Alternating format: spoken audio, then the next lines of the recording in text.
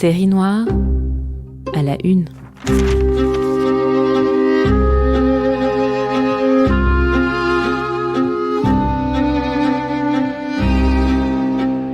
Un podcast de Retro News, le site de presse de la Bibliothèque nationale de France. Série noire. Bonjour à vous, bienvenue dans Série noire à la une. Nouveau rendez-vous avec Série noire à la une, un podcast disponible sur retronews.fr et sur toutes les plateformes. Un rendez-vous où l'on va, comme c'est désormais l'habitude, croiser histoire de la presse et histoire du crime pour voir comment le crime fait l'objet de pages passionnantes aussi, à différentes époques passionnantes, par les mots, les récits, les manières de présenter les catégories du crime. Qu'est-ce qui est grave, qu'est-ce qui ne l'est pas, comment la presse se fait l'écho de l'époque pour désigner la gravité, la faute morale. Croiser presse et crime, c'est comme un révélateur des mœurs, des manières de voir, du sens commun d'une époque. Vous pouvez réécouter et partager les épisodes précédents de ce podcast où nous avons abordé par exemple la bande d'Apache dans le Paris de 1900, Germaine Berton, l'anarchiste qui voulait venger Jaurès. On a aussi parlé de la Commune, de la bête du Gévaudan, de la révolte de Marguerite en Algérie en 1901. Et vous pouvez vous abonner pour ne rien manquer de la suite de la série. Aujourd'hui, retour à la toute fin du XVIIIe siècle, c'est la Révolution française. Nous allons parler des crimes de la terreur. Série noire à la une.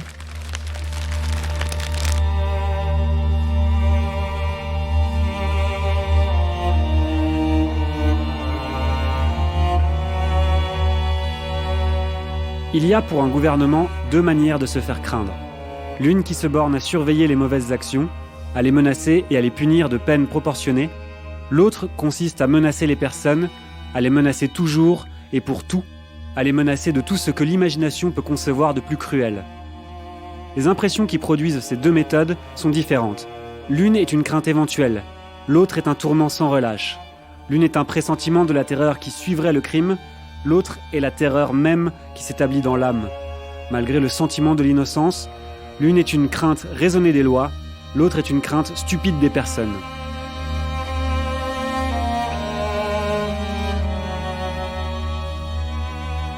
Les caractères de la terreur méritent d'être remarqués. Terreur veut dire tremblement. La terreur donc est un tremblement habituel, général, un tremblement extérieur qui affecte les fibres les plus cachées. C'est l'ébranlement de toutes les forces physiques, la commotion de toutes les facultés morales, le dérangement de toutes les idées, le renversement de toutes les affections. C'est une véritable désorganisation de l'âme humaine, qui, ne lui laissant que la faculté de souffrir, lui enlève dans ses maux et les douceurs de l'espérance et les ressources du désespoir. La terreur, étant une affection extrême, n'est plus susceptible ni de plus ni de moins. D'ailleurs, plus on rend la vie odieuse, plus il faut rendre la mort affreuse pour la faire craindre.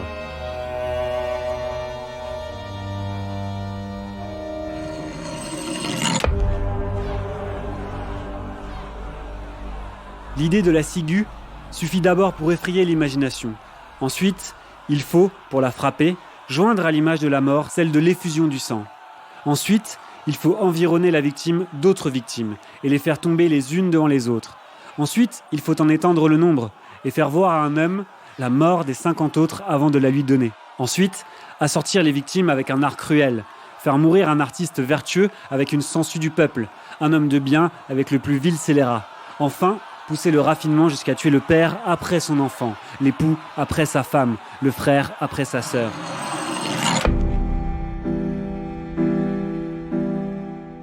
Le système de la terreur suppose le pouvoir le plus concentré, le plus approchant de l'unité, et tend nécessairement à la royauté. Citoyens, tout ce que vous venez d'entendre n'est qu'un verbeux commentaire de ce que Barrière a dit à cette tribune de la terreur le lendemain de la mort de Robespierre. Je n'y ajoute qu'une réflexion. Ce système a été celui de Robespierre. C'est lui qui l'a mis en pratique, à l'aide de quelques subalternes dont les uns ont péri avec lui et dont les autres sont ensevelis vivants dans le mépris public. La Convention en a été victime. Jamais complice. La nation charge Robespierre des crimes qui en ont été l'effet, puisqu'elle lui donne maintenant le nom de robespierrisme. Les ressentiments publics et particuliers sont satisfaits par la punition de ce monstre. La clôture de la boucherie peut donc être définitive pour tous les partis.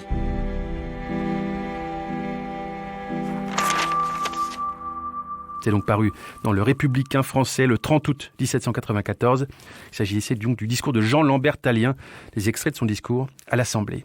Un discours qui nous éclaire déjà sur les termes et les enjeux. Nous allons parler avec nos trois invités. Jean-Clément Martin, professeur émérite à l'Université Paris 1, ancien directeur de l'Institut d'Histoire de la Révolution française, auteur notamment de Robespierre, la fabrication d'un monstre, chez Perrin en 2016, La Terreur, vérité et légende, chez Perrin en 2017, Les échos de la terreur, vérité d'un mensonge d'État, chez Belin en 2018. Bonjour à vous, merci d'être avec nous. Il y a aussi avec nous Suzanne Lévin, docteur en histoire moderne, chercheuse affiliée au laboratoire d'IPAC à l'Université de Versailles-Saint-Quentin. Bonjour à vous. Bonjour. Avec nous aussi Corinne Gomez-Le Chevanton, vous êtes ingénieure d'études au CNRS Sorbonne Université. Avec vous, comme avec Suzanne Lévin, nous nous arrêterons notamment sur le procès Carrier et les noyades de Nantes. Bonjour à vous. Bonjour à vous tous. Merci de nous avoir rejoints donc pour cette conversation autour des crimes de la terreur. Alors la terreur, c'est cette période de la Révolution française constituée entre 1793 et 1794, caractérisée par la mise en place d'un gouvernement révolutionnaire avec le comité de salut public et le comité de sûreté générale. La terreur est désignée parfois comme une tyrannie avec le rôle essentiel de Robespierre, parfois comme un moment de résistance aussi au mouvement contre-révolutionnaire. Et le bilan humain de la terreur fait objet de controverses. Alors même que les crimes de la terreur, et je mets là des guillemets, dans la nature comme dans leur degré de violence, font l'objet de débats historiographiques, les crimes de la terreur, l'existence même de ces crimes, ont fait l'objet de construction, peut-être bien, par la presse, on va voir ça, cette presse pléthorique pendant la Révolution française qui était un mode de circulation assez essentiel des idées pendant cette période. Ce sera un point de départ de notre conversation. Mais d'abord, à propos de la lecture qu'on a entendue à l'instant, qui était Jean-Lambert Tallien, avec les mots duquel on a démarré? Jean-Clément Martin, est-ce que vous pouvez nous éclairer un peu sur ce qui vient d'être lu et dit? Oui, un jeune homme absolument impressionnant par la rapidité de sa carrière, qui a été pendant quelques mois, quelques années, un des secrétaires de Tallien, qui a joué un rôle important dans la Commune, qui a certainement pris part aussi au massacre ou à l'organisation des massacres de septembre 1792, avant de devenir très jeune député malgré Robespierre, c'est un point important, à la Convention, d'être envoyé comme représentant en mission notamment à Bordeaux, où à Bordeaux il se fait remarquer par les violences qu'il commet contre les opposants contre-révolutionnaires, et puis aussi, parce que c'est pas du tout une anecdote, par la liaison qu'il a avec la très jeune et très belle Teresa Cabarrus, que Robespierre certainement va faire envoyer en prison à la fin de l'été 1794, et Teresa Cabarrus risque la peine de mort. Tallien, déjà opposé à Robespierre, va profiter en quelque sorte de cette situation pour participer au complot qui abat Robespierre le 27 Thermidor, le 9 Thermidor, pardon, le 27 juillet 1794.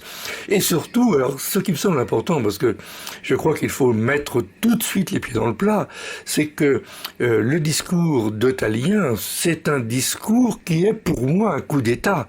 C'est-à-dire qu'il a participé aux violences, il les a organisées, il a été réprimé par Robespierre pour avoir commis ces violences, et voilà qu'un mois après l'exécution de Robespierre, il a le culot, il n'y a pas d'autre mot, le culot de dire « ce n'est pas moi, ce ne sont pas tous les gens qui étaient avec moi qui avons commis toutes ces atrocités, mais non, c'est Robespierre qui avait organisé ce que Tallien invente littéralement, ce système de terreur, en disant « eh bien tout ça, ce sont des crimes et nous n'avons pas mis les mains dans le sang ».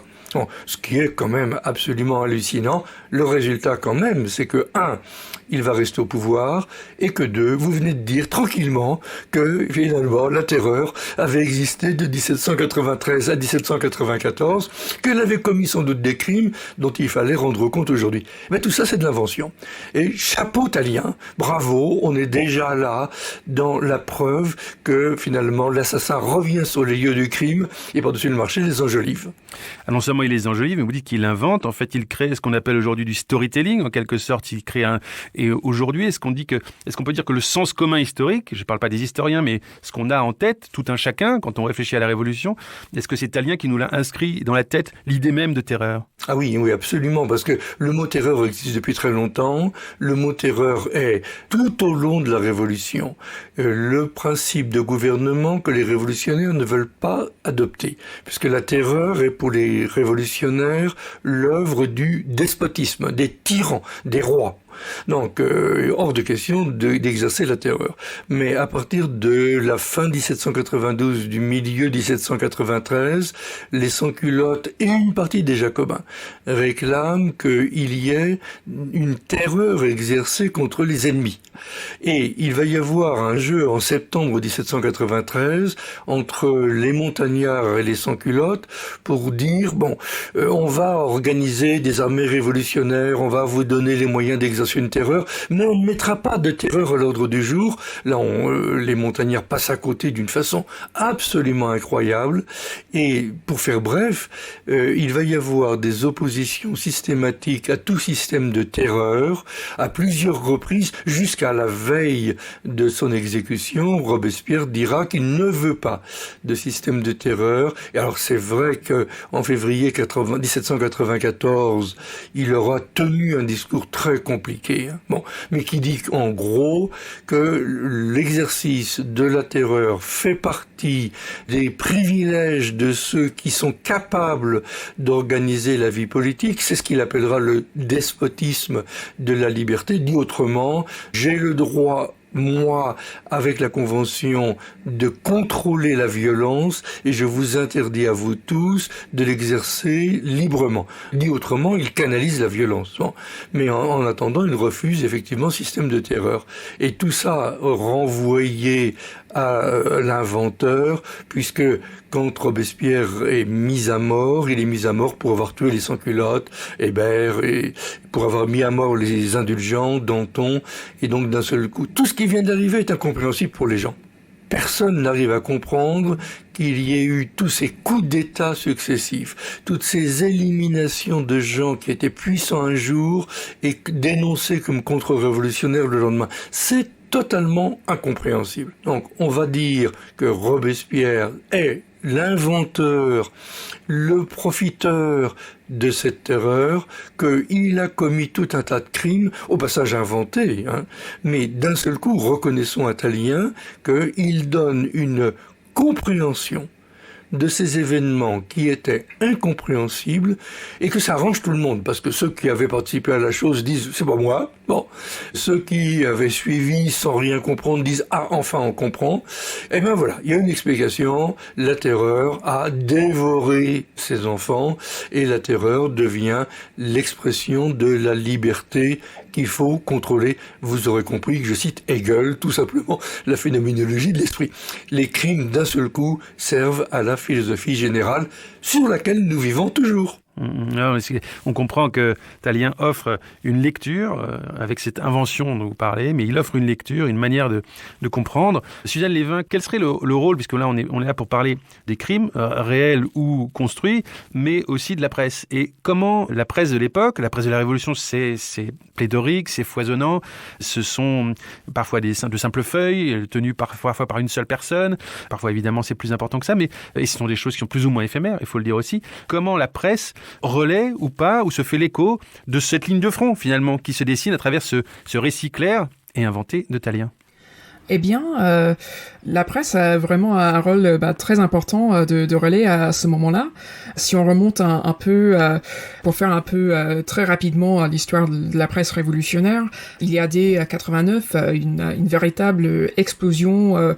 Il y a au moins 250 nouveaux titres en 89, puis plus de 400 en 90, et on compte plus de 1300 sur toute la période. Et à ce moment-là, la censure royale existe toujours officiellement, mais elle n'arrive pas à endiguer les flots de nouveaux titres qui apparaissent et qui pour la plupart sont éphémères, mais il y en a aussi qui survivent pendant plusieurs années. Mais de toute façon, en août 89, évidemment, on a la Déclaration des droits qui reconnaît le droit à la liberté de la presse, mais dès ce moment-là, en fait, il y a aussi cette question à des limites à la liberté de la presse, des abus potentiels. C'est même inscrit dans le texte même de la déclaration. Tout citoyen peut donc parler, écrire, imprimer librement, sauf à répondre de l'abus de cette liberté dans les cas déterminés par la loi. Et donc on a énormément de mal à déterminer ces cas, justement, tout au long de la période. Et s'il n'y a jamais de réintroduction de la censure d'Ancien Régime, il n'y a jamais à aucun moment la censure préalable, c'est-à-dire on n'a pas besoin de demander la permission d'imprimer. Par contre, on peut être poursuivi pour ses écrits, et c'est ce qui arrive notamment aux journalistes tant patriotes que royalistes sous la Constituante, puis ensuite sous la Convention et le gouvernement révolutionnaire. Il y a un certain nombre de cas célèbres des journalistes qui sont condamnés par le tribunal révolutionnaire, pas à proprement parler pour leurs écrits en tant que tels, mais disons que c'est une pièce à conviction versée dans le dossier pour prouver que ces journalistes seraient des conspirateurs. Donc les exemples les plus célèbres, Hébert, Camille Desmoulins, ne sont pas que des journalistes, mais évidemment c'est le rôle de journaliste qui compte énormément dans leur condamnation. Et donc il y a une sorte d'ouverture qui a lieu après Thermidor, mais si on parle parfois d'un retour à la liberté illimitée de la presse, c'est vraiment un peu plus compliqué que ça, parce que il devient possible désormais de parler justement de cette période qui vient de passer, de la période du gouvernement révolutionnaire, et justement de dénoncer le gouvernement révolutionnaire, de dénoncer ce qui est justement construit comme ces crimes, réels ou fantasmés d'ailleurs. Mais en revanche, il y a pas tout de suite, mais à mesure que la réaction s'avance, et il y a aussi un retour un peu contre les journalistes qu'on accuse d'être du côté des terroristes. Donc l'exemple le plus célèbre, ce serait Babeuf, qui est accusé d'outrage à la représentation nationale, justement par Tallien. Et donc il est arrêté, et son journal, le Tribun du Peuple, est saisi par la police. Et donc on peut dire qu'il y a une libération certaine de la parole, justement, contre le gouvernement révolutionnaire, contre toute cette période qu'on va appeler la terreur par la suite. Mais ça ne veut pas dire qu'il y a vraiment un retour à une véritable liberté illimitée de la presse.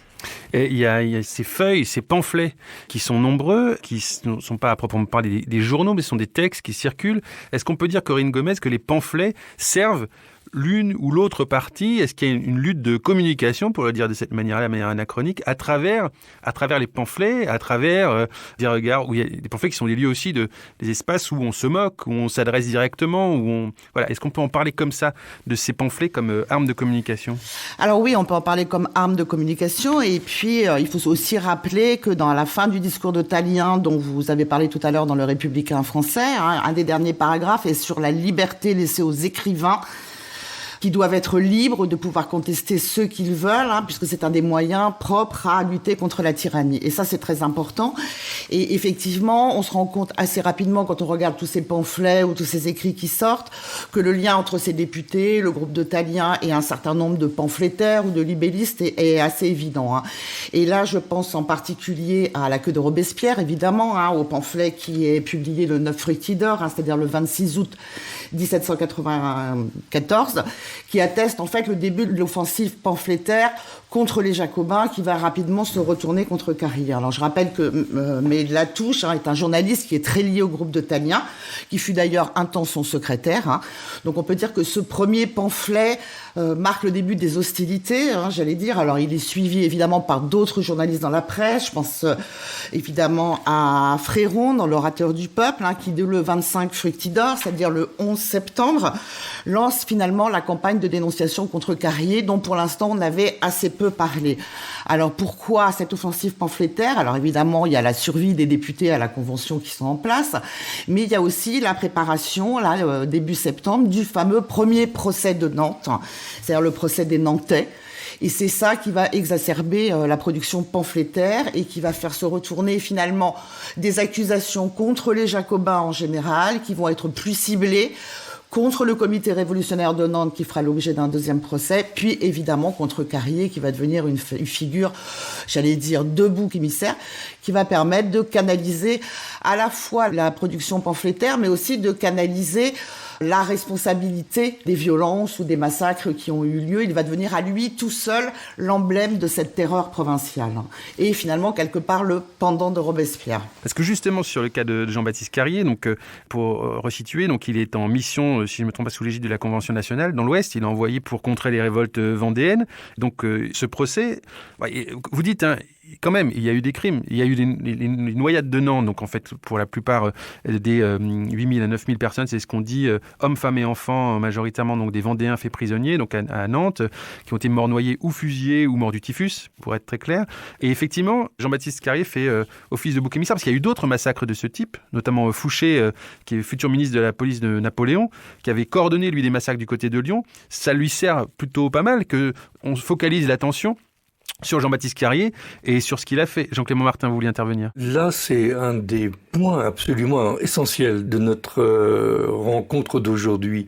C'est que ce qui se produit à partir de septembre-octobre 1794, c'est que tous les gens qui ont participé effectivement aux répressions à Bordeaux, à Lyon et à Marseille, nommément Barras, Stalin, Fouché, vont faire porter le chapeau, si je puis dire ça comme ça, à Robespierre d'abord, et puis ensuite, ils vont charger Carrier, qui est un personnage bizarre. Mais ce personnage se retrouve marginalisé dans la Convention, et il y a quelque chose qui est absolument hallucinant, c'est que Babeuf, le futur Gracchus, mais qui s'appelle encore François Noël, dans l'automne 1794, a des comptes à régler avec Robespierre qui l'avait envoyé en prison, et il est à l'évidence payé par Fouché pour produire un pamphlet. On parlait des pamphlets tout à l'heure. Et là, voilà un pamphlet absolument fondateur qui aujourd'hui encore est toujours lu, toujours cité pour dénoncer les crimes de la Convention dans l'Ouest.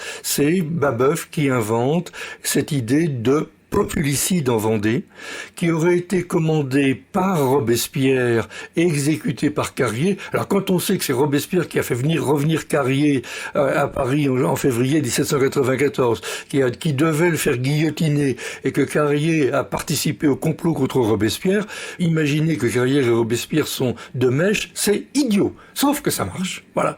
Et que ça marche toujours aujourd'hui, et qu'encore aujourd'hui, on estime que le populicide a été inventé par le couple Robespierre-Carrier, et je cite quand même le titre d'une émission de télévision récente, Robespierre, le bourreau de la Vendée.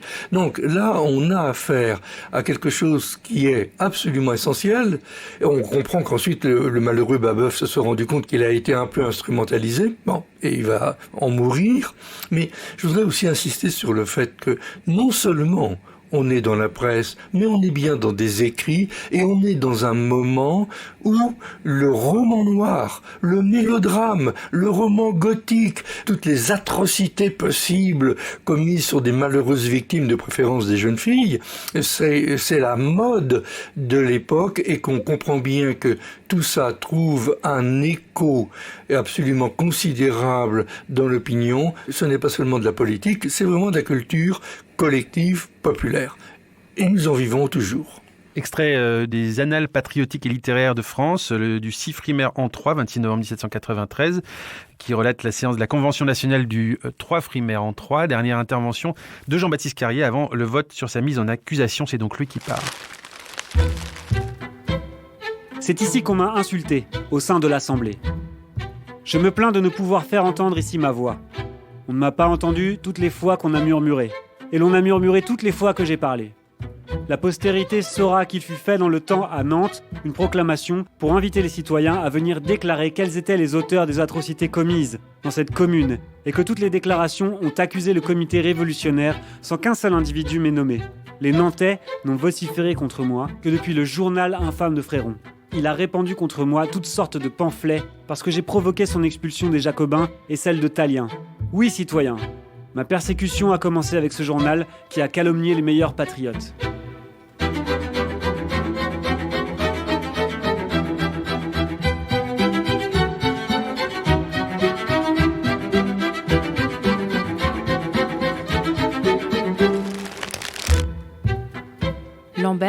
sculpteur à Nantes, a été témoin des noyades exécutées de jour et de nuit. J'ai vu, a-t-il dit, les rives de la Loire jonchées de corps morts. J'ai vu sur ces rives des cadavres d'enfants de 7 à 8 ans. J'ai vu le cadavre d'une femme toute nue, qui serrait encore son enfant dans ses bras. J'ai vu des cadavres nus de jeunes filles et de jeunes garçons. Fratel, marchand voilier à Nantes, a aussi parlé de fusillade et de noyade. Il a aussi gardé un enfant de l'entrepôt, malgré la défense du comité. Chaud, interpellé de déclarer s'il a connaissance de cette défense, a répondu qu'il ne s'en rappelle pas, qu'il s'est transporté plusieurs fois chez Carrier pour l'engager à accorder aux citoyens des enfants de l'entrepôt, qu'il peut cependant se faire qu'il l'ait signé.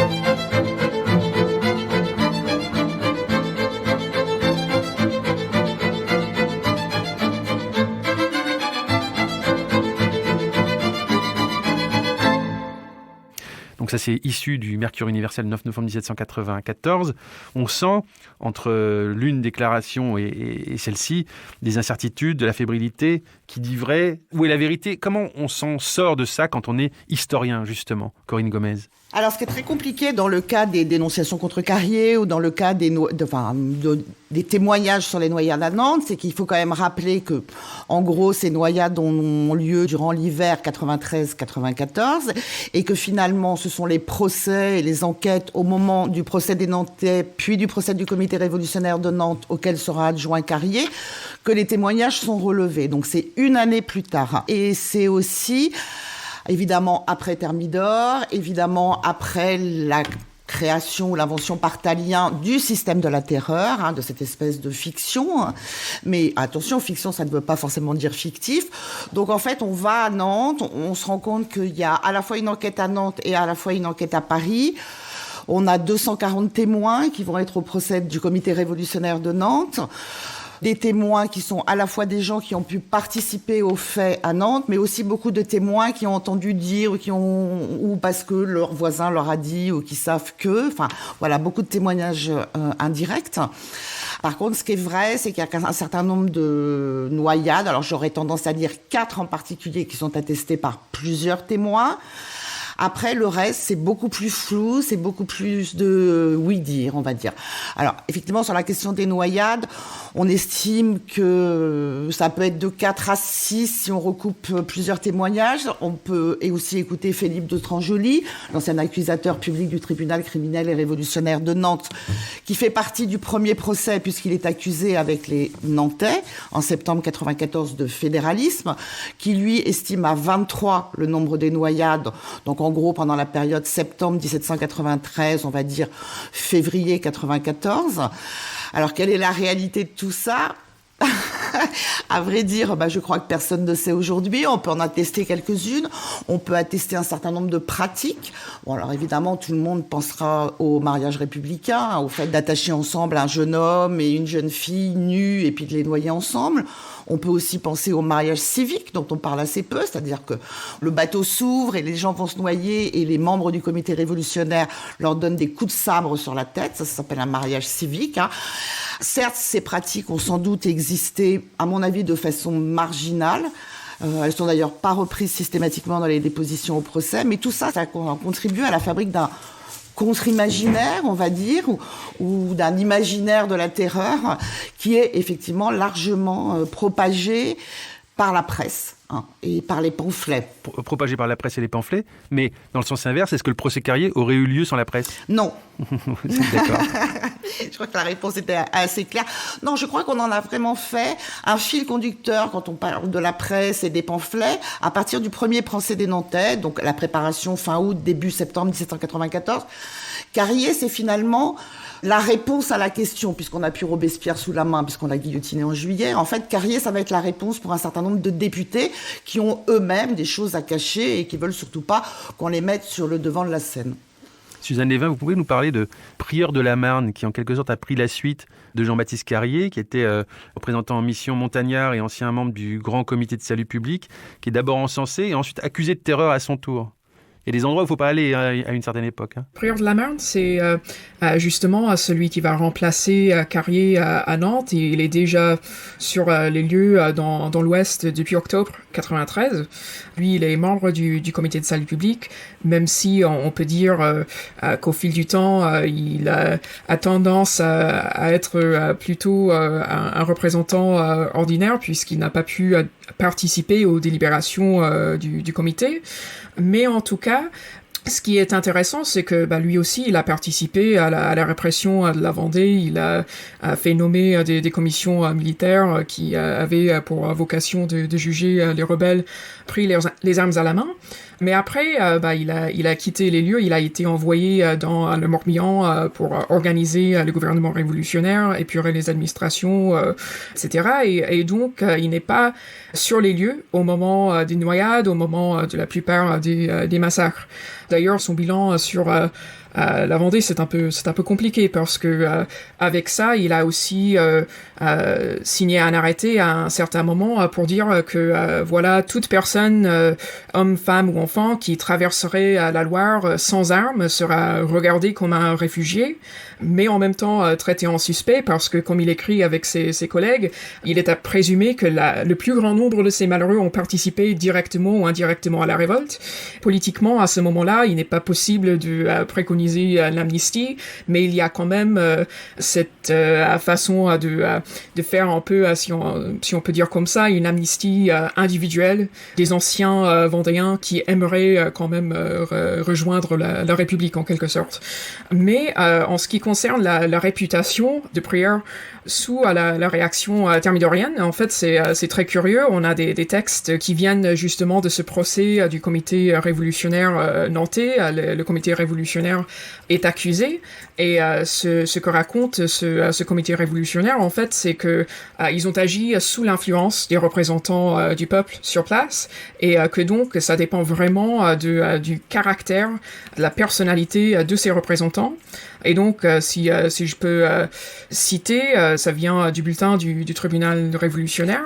Ils disent nous pouvons donc avancer avec vérité en résumant notre conduite sous les différents représentants du peuple envoyés en mission dans le département de la Loire inférieure, que nous nous sommes comportés avec sagesse et fermeté sous Prieur de la Marne, qu'ensuite on nous a vus inflexibles et révolutionnaires avec Hans et Franck Castel, enfin ultra-révolutionnaires jusqu'aux excès condamnables, nous l'avouons, sous la verge de fer du redoutable Carrier.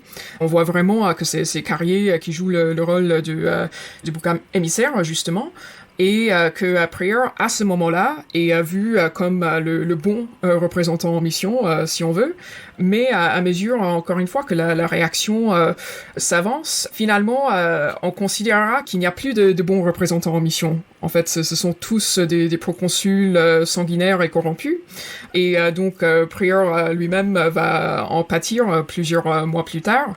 Par contre, par rapport à la répression en Vendée, mais plutôt de la répression des fédéralistes et aussi des colons esclavagistes pendant sa mission dans les ports, notamment à Brest.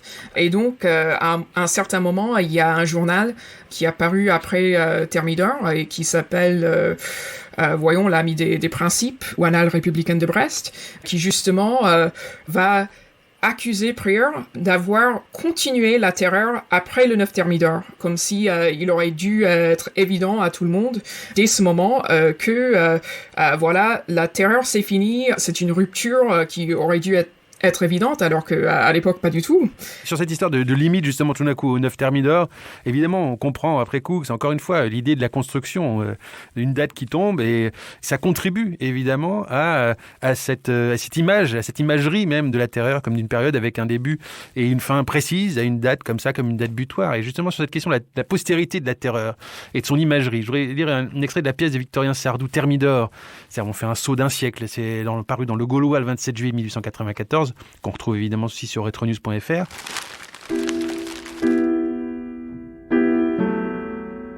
J'ai parcouru la ville pleine d'immondices que l'on ne prend plus la peine de ramasser. J'ai vu les passants aller et venir à leurs affaires ou leurs plaisirs, avec la préoccupation constante, dès qu'ils s'abordent, de ne pas dire un seul mot de ce qu'ils pensent. Et sur tous les murs, des affiches de vente. À toutes les portes, des mobiliers à l'encan. Les Tuileries, plantées de pommes de terre, les Champs-Élysées, où l'on retrouve la guillotine jusque dans la baraque de Polichinelle, déserts le jour, et le soir peuplé de vagabonds. Le palais royal, encombré de filles demi-nues, dont quelques-unes pourraient encore jouer à la poupée, et partout des mendiants, des enragés, déguisés en galériens avec leurs cheveux gras, leurs bonnets rouges, leurs carmagnols et leurs gourdins. Dès la tombée du jour, les boutiques fermées, les places vides. Pas une voiture. Les théâtres seuls peuplés de spectateurs inquiets, cherchant à s'étourdir sur les soucis du lendemain. Les rues silencieuses et sombres. À chaque pas, une patrouille exigeant la carte civique. Et pour tout bruit, les voix des crieurs hurlant la liste des gagnants du jour à la loterie de Sainte-Guillotine. Car tous les jours, à 4 heures, 6, 7 charrettes suivent les quais, menant à la boucherie. Hommes, femmes, vieillards, jeunes filles, enfants. Avant-hier encore, un de 15 ans. Et autour des victimes, braillent, chantent et dansent des femmes ignobles et des insulteurs à 40 sous par jour, la claque de la guillotine. Et c'est Paris, cela. Notre beau, notre glorieux Paris. Le Paris du 14 juillet. Le Paris de la Fédération. Voilà un texte d'une pièce qui aurait inspiré à Clémenceau la phrase suivante: la révolution est un bloc dont on ne peut rien distraire. Une manière aussi d'accréditer l'idée de la terreur un siècle plus tard. Cette imagerie est arrivée jusqu'aux spectateurs de cette pièce de Victorien Sardou, et finalement c'est aussi l'idée de comment une image, un récit, un storytelling, une simplification, une grille de lecture, aussi arbitraire soit-elle, passe à travers les âges, Jean-Clément Martin.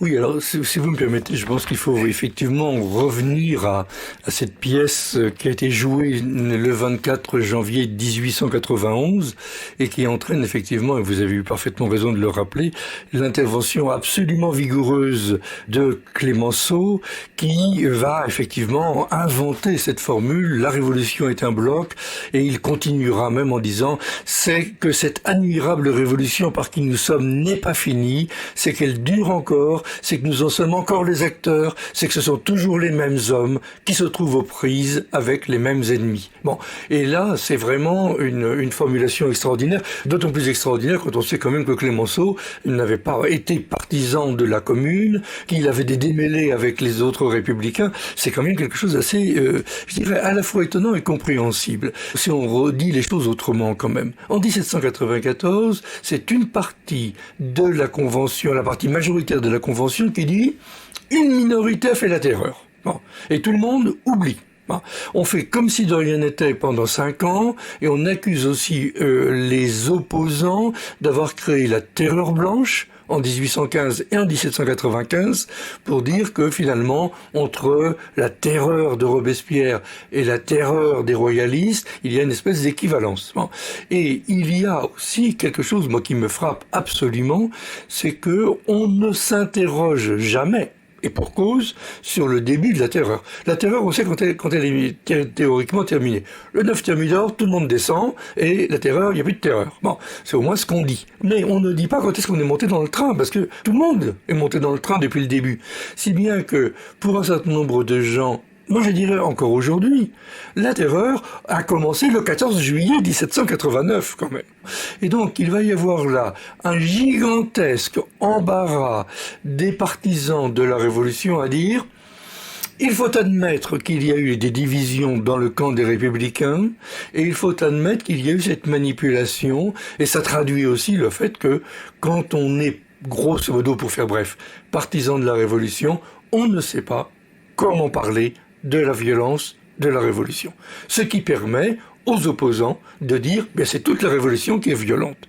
Et donc, il a fallu attendre quand même, je vais dire, jusqu'à la fin du 19e siècle, pour qu'on essaie de détricoter un peu tout ça. Et il a fallu attendre quand même la fin du 20e siècle pour qu'on essaie aussi de séparer et d'expliquer historiquement, parce que si la Révolution a commis des crimes, sans rentrer dans trop de polémiques, moi je dirais quand même que la Révolution a commis beaucoup de violence, mais qu'au même moment, l'Empire napoléonien a commis quand même des crimes, notamment dans la guerre d'Espagne ou la guerre en Italie, qui mériteraient quand même d'être comparés à ce qui s'est passé en France 10 ans plus tôt. Alors on va arrêter la polémique, les comparaisons sont toujours embêtantes, mais il faut quand même bien voir que nous sommes tellement obnubilés par par les crimes de la Révolution que ça arrange les mémoires nationales et que ça permet ces grandes manifestations d'enthousiasme et de défense et de critique qui nous occupent tout le temps quand même. Voilà, et qui font l'objet encore, on l'a compris, d'un travail d'historien et d'historienne. Quant au crime de Napoléon, j'imagine qu'on en fera peut-être l'objet d'une prochaine série noire à la une. Bref, il y aura peut-être d'autres choses, d'autres voiles à lever à ce moment-là. Merci à vous, à tous les trois, Jean-Clément Martin, Suzanne Lévin et Corinne Gomez-Le Chevanton. Merci de nous avoir éclairés sur la question, je mets les guillemets, des crimes de la terreur. Voilà, c'est la fin de ce 7e numéro de Série Noire à la une, la presse et le crime, le podcast de retronews.fr, le site de presse de la Bibliothèque nationale de France. Ce podcast a été préparé par Camille Ferret, réalisé par Guillaume Giraud et produit par Wave Audio avec l'aide de toute l'équipe de Retronews, Étienne Manchette, Julie Duruflet, Julien Morel. Thomas Baumgartner au micro, on se retrouve dans un mois sur toutes les plateformes et sur retronews.fr pour plonger dans l'histoire de la presse avec une autre Série Noire à la une. Série Noire à la une.